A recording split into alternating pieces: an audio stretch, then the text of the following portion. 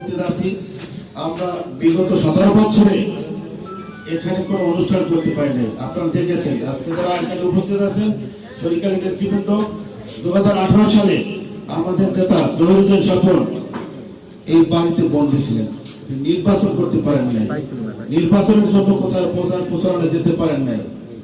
আজকে দেখেন আল্লাহর মায়ের জগতের বাইরে আজকে আমাদের ছাত্র আন্দোলনের বিনিময় এবং আমাদের জাতীয়তাবাদী দলের ভারপ্রাপ্ত আহ্বায়ক দেশনায়ক তারেক রহমানের নির্দেশনা এবং সহযোগিতায় জুলাই আগস্টের যে বিপ্লব হয়েছে সেই বিপ্লবের মাধ্যমে এদেশের সাবেক প্রধানমন্ত্রী সহ এই অঞ্চলের যারা সন্ত্রাসী বাহিনী ছিল সবাই দেশ থেকে চলে গেছে। আমাদের কিন্তু অস্ত্র হাতে নিতে হয় নাই, আমাদের কিন্তু কাউকে লড়াইতে হয় নাই।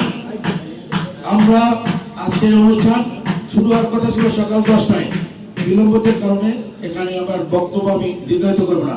শুধু একটা কথা বলবো, গণতে আগুন যারা আপনারা সন্ত্রাসের রাজত্ব কায়েম করেছিলেন, আমাদের নেতা জহিরুদ্দিন স্বপন সন্ত্রাস চায় না, আমরা মিলেমিশে থাকতে চাই। এখানে যারা সন্ত্রাস করেছে তারা পালিয়ে গেছে, যারা সুস্থ যারা আওয়ামী করবে তারা এলাকায় থাকবে। কোন সন্ত্রাসী এই শরীকলের মাটিতে অবস্থান করতে পারবে না।